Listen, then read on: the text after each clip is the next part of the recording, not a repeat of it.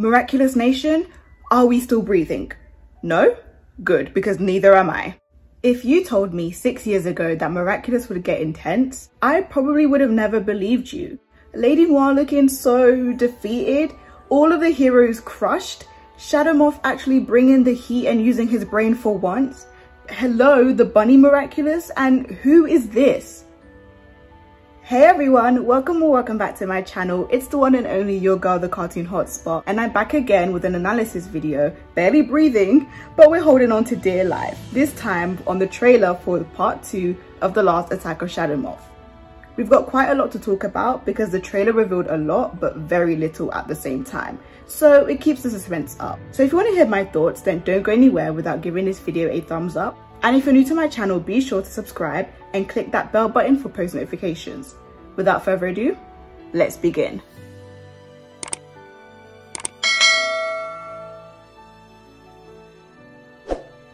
So the first half of the trailer is from Risk, which we've already seen. A quick recap on the episode though. Adrian and Marinette get hit by an akumatized villain named Risk, who forces them to take risks. Adrian finds out he's going away for weeks, possibly months, with Lila for his father's brand, and struggles to stand up to Gabriel. Marinette senses that Adrian is unhappy and so tries to help him, but her attempts are rendered futile. Felix returns and is up to no good, and the cousins divide a plan to switch places so Felix goes on the trip whilst Adrian stays in Paris. However, Felix discovers Emily isn't actually missing and is in a comatose condition kept in a glass repository in the basement of the Agreste mansion. It's then revealed that both Felix and Adrian are in fact twin senti-monsters.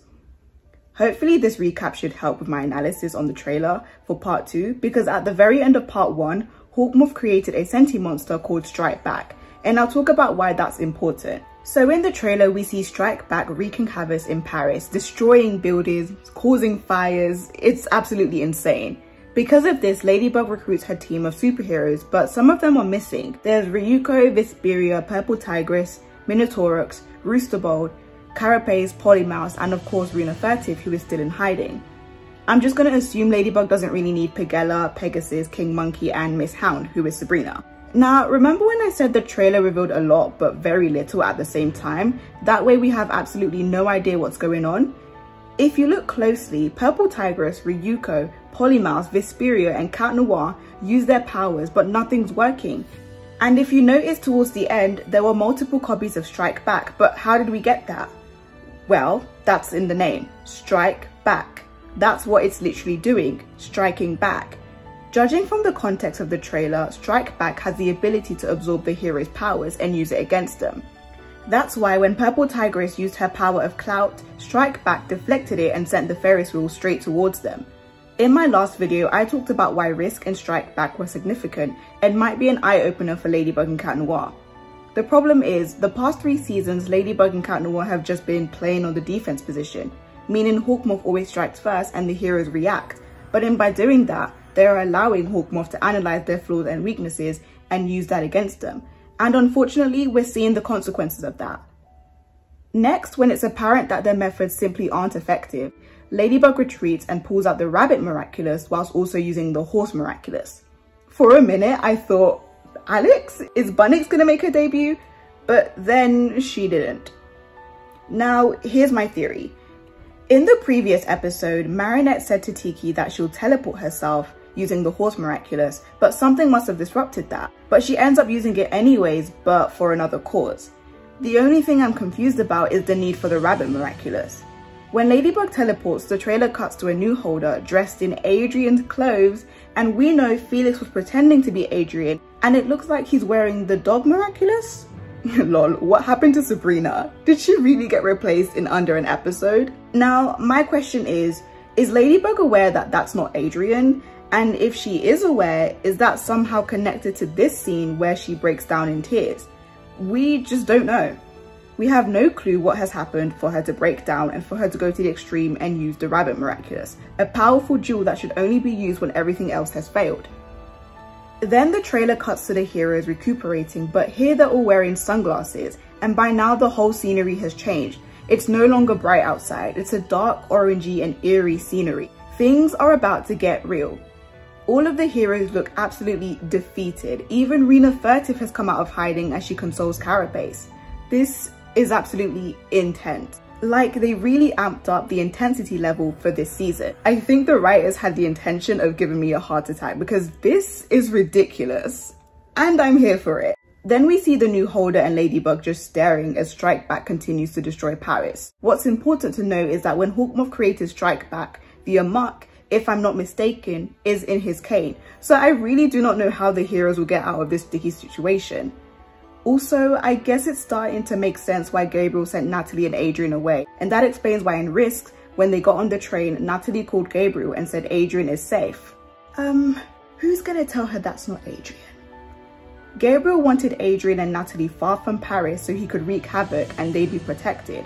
I mean, Father of the Year goes to Gabriel Agreste, yay? Twisted way of thinking that he cares about Adrian, and it's the bare minimum. But this man is literally insane. Like, it's too much now. There is no way lives hasn't been lost. Like, just look at the state of Paris.